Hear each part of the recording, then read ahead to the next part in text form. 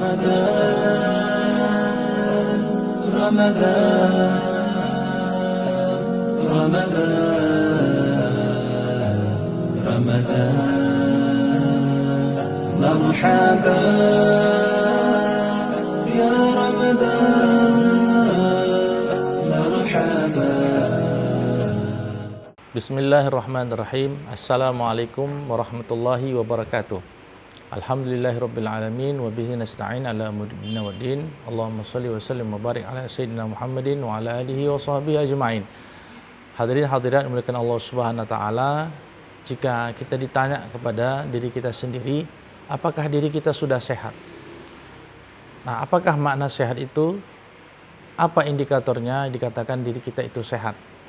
Maka pertanyaan ini akan terjawab dengan kita mengetahui komponen apa sih yang harus kita perhatikan, yang harus kita jaga agar tercapai keadaan fisik, tubuh, jiwa kita yang sehat. Maka kita kembali kepada istilah sehat itu sendiri. Secara Undang-Undang Republik Indonesia tentang Kesehatan 2009, bahwa kesehatan itu adalah kondisi baik, ya, jasmani, mental, sosial, dan spiritual. 4 komponen ini dikatakan sebagai indikator sehat kita, baik secara jasmani, baik secara mental, baik secara sosial dan spiritual. Maka hadirin bukan Allah Subhanahu wa taala, keempat ini harus kita usahakan. Jangan sampai keempat ini ada salah satunya kondisinya tidak baik. Nah, berhubungan dengan momentum bulan Ramadan yang kita hari ini sedang hidupkan, mudah-mudahan kita Allah Subhanahu wa taala berikan kesempatan untuk terus sampai akhir Ramadan kita bisa menghidupkan Ramadan dalam kehidupan kita, adalah memiliki makna yang sehat dari 4 indikator ini. Berefek kepada positif pada 4 indikator ini. Banyak penelitian, jurnal penelitian yang membuktikan bagaimana efek puasa, ibadah puasa terhadap kesehatan jasmani kita. Ketika kita puasa, terjadi proses restriksi kalori, pengurangan atau menyedikitkan makan kita. Nah, ketika kita lakukan penyedikan makan, maka yang terjadi adalah perubahan metabolisme dalam tubuh kita. Allah Subhanahu wa taala berikan kemampuan tubuh kita ini bisa shifting metabolism, mengubah metabolisme yang awalnya glukosa menjadi sumber energi, dibuatlah lemak menjadi sumber glukosa dan sumber energi. Jadi lemak yang ada dalam tubuh kita itu akan dibakar dengan aktivitas puasa. Dan tidak hanya sampai seperti itu. Ketika terjadi proses lemak menjadi glukosa, terjadilah proses ketosis dalam dunia kedokteran. Istilah tersebut di bidang metabolisme tubuh kita. Ketosis ini akan memicu yang namanya proses yang disebut sebagai proses autofagi. Ada satu zat hormon grelin namanya akan memicu daripada autofagi. Kenapa? Karena hormon grelin ini itu berasal daripada proses sedikitnya atau restriksi kalori, penyedikitan makan atau lapar. Jadi kita lapar, itu hormon grelin meningkat dan itu akan memicu autofagi. Nah, apa arti autofagi? Nah, autofagi ini satu istilah yang sudah tidak asing di dunia, ya, penelitian tentang metabolisme tubuh, bahwa autofagi adalah proses di mana tubuh kita memakan sel-sel yang tidak terpakai lagi, memperbarui sel tubuh kita, memakan sel-sel kanker, sel-sel yang tidak bermanfaat lagi, bahkan berpotensi jadi penyakit, itu akan dimakan oleh tubuh kita sendiri. Itulah disebut sebagai autofagi. Alhamdulillah, dengan syariat puasa yang Allah wajibkan bagi kita orang muslim, ya, orang beriman, wajib 1 bulan dalam setahun kita puasa, kecuali dengan orang-orang tertentu yang tidak dianjurkan berpuasa, yang sakit misalkan, dan lain sebagainya. Nah, ternyata inilah bukti sayangnya Allah dengan kita. Allah ingin menyelamatkan, ya, jasad kita dari penyakit, ya. Kemudian selanjutnya, ketika di bulan Ramadan, lembut hati kita mudah tergerak kepada kebaikan. Allah bersihkan hati kita, dan ini salah indikator sehatnya psikis kita, mental kita. Bagaimana Rasulullah dalam sebuah hadis mengatakan, tidak diterima, ya, ibadah orang puasa yang di dalam hatinya masih ada toksik, racun hati, penyakit hati. Nah, Makanya Rasul katakan man shoma ramadhana imanan wahtisaban ghufira lahu ma taqaddama min dzambih. Hati yang mengharapkan ridho dari Allah Subhanahu wa taala, inilah hati yang bersih tadi. Maka dengan Ramadan, ibadah Ramadan, Allah bersihkan hati kita. Allah jauhkan daripada penyakit hati. Maka kita juga harus berusaha. Udah nggak boleh lagi mulut kita riba, tidak boleh lagi dendam dengan saudara kita, saling bermaaf-maafan, ya. Tidak boleh rasa dengki dalam hati kita, ya. Hasad dan sebagainya. Inilah momentum Ramadan dan ini salah satu indikator sehat tadi. Sehat secara mental kita. Sehingga mental kita tidak mudah stres, tidak banyak mengeluh. Jadi qalbun salim, hati yang selamat tadi. Sehingga kalau ada sesuatu yang menimpa kita, dia akan berprasangka baik kepada Allah. Ini indikator sehat sebenarnya. Bahkan Profesor Muzakir, guru besar UIN, menulis dalam sebuah bukunya Tasawuf Kesehatan, mengatakan bahwa hampir 60% penyakit kita ini berasal daripada penyakit mental kita, penyakit psikis kita. Alhamdulillah, 2 indikator sudah kita penuhi dengan ibadah Ramadan. Indikator yang ketiga adalah sosial. Hubungan hablum minan nas. Alhamdulillah, ibadah Ramadan mengajarkan kita memberi makan orang yang berpuasa, takjil. Kita sedekah, ya. Bahkan bersedekah dengan sebutir kurma pun Allah berikan ganjaran. Walaupun dengan memberikan saudaramu berbuka dengan sebutir kurma. Ini mengajarkan hablum minan nas.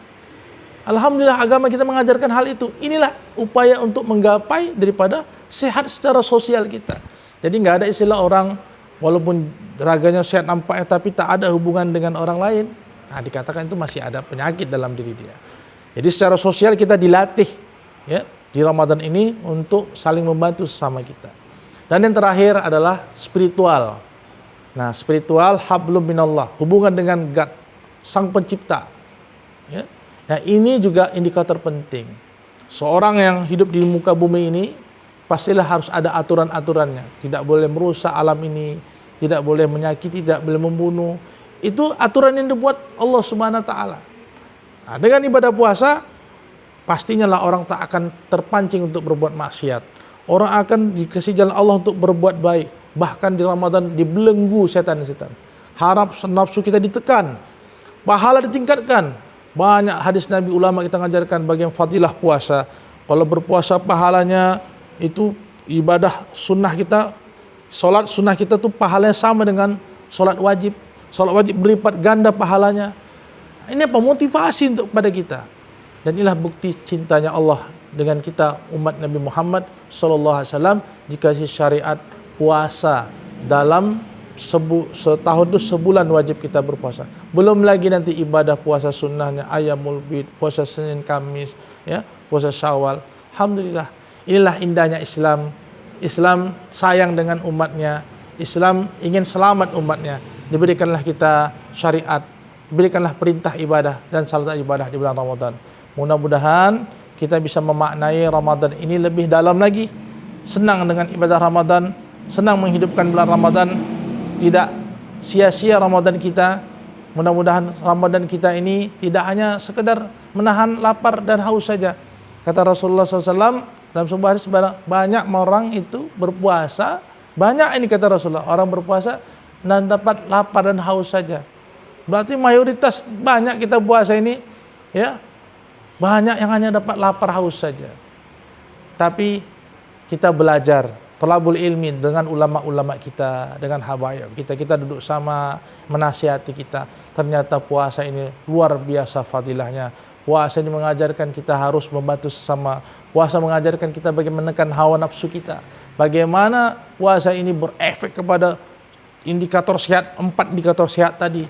Menguatkan indikator sehat kita lagi sehingga kondisi tubuh kita, fisik kita, mental kita, sosial kita, spiritual lebih kuat lagi. Khususnya di bulan Ramadan ini.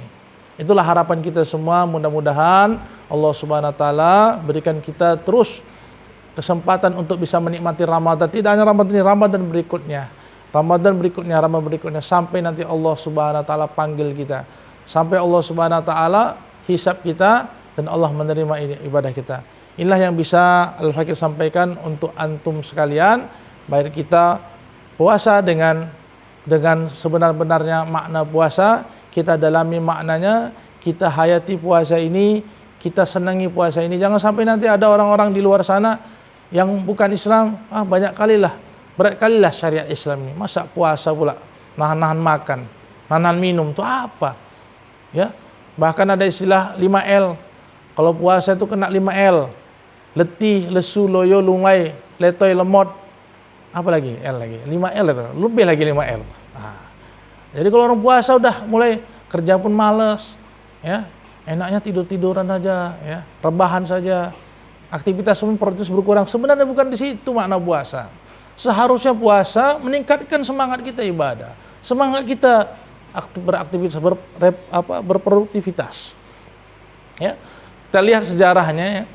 Perang Badar itu terjadi saat di bulan Ramadan dan mayoritas sahabat itu puasa. Padahal saat itu kalau lagi perang merupakan agama, lemas, capek, terik matahari, bisa saja mereka mendapat keringanan tidak berpuasa. Tapi mayoritas sahabat puasa. Dan dipilih Rasulullah perangnya saat Ramadan melawan 1000 orang kafir yang siangnya makan, ya, minum. Secara logika kita, ya memang tidak mungkinlah menang orang puasa lemah, letih, lesu, letoy, loyo, lunglai, lemot lawan orang yang nggak puasa. Tapi cerdasnya Rasulullah SAW, beliau memberikan, ya, waktu perang itu saat Ramadan, dan Rasulullah tahu saat Ramadan lah tubuh ini maksimal sistem kekebalan tubuhnya, maksimal kinerjanya itu di bulan Ramadan. Dan penelitian riset medis mengatakan bahwa saat Ramadan fasting dilakukan, terjadilah efek imunomodulator. Imun kita itu akan lebih aktif, makrofag sel pertahanan tubuh lebih aktif, antibodi lebih aktif. Bahkan ada beberapa zat hormon semangat dalam istilahnya, ya. Hormon semangat itu hormon yang memicu metabolisme itu lebih aktif, optimal kerjanya saat puasa. Makanya sahabat-sahabat itu mereka semangat berperang melawan orang kafir, mempertahankan kalimat la ilaha illallah Muhammadur Rasulullah. Nah, inilah yang kita ingin capai di dalam Ramadan ini. Mudah-mudahan para pemirsa sekalian, sahabat Darus Sofa TV semakin semangat, semakin punya rasa yang lebih rasa cinta terhadap amalan syariat, amalan daripada agama kita, agama yang indah, agama yang tinggi, agama yang mulia, al-Islam, ya'lu wa la yu'la alaih. Semoga bermanfaat apa yang disampaikan. Wal afu minkum, kurang lebih saya mohon maaf. Wassalamualaikum warahmatullahi wabarakatuh.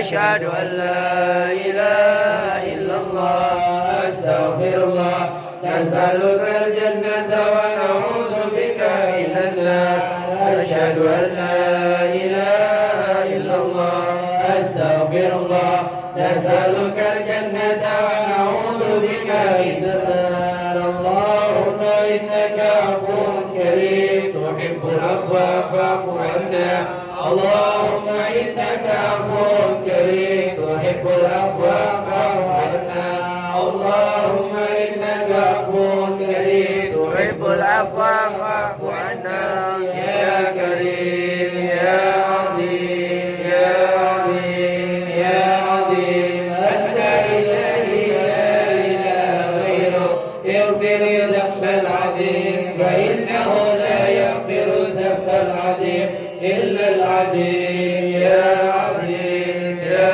عظيم يا عظيم أنت إلهي لا إله غيرك يغفر الذنب العظيم فإنه لا يغفر الذنب العظيم إلا العظيم يا عظيم يا عظيم يا عظيم أنت إلهي لا إله غيرك يغفر الذنب العظيم فإنه لا يغفر الذنب العظيم إلا العظيم يا رب وفقنا على ما يرضيك وارزقنا التقوى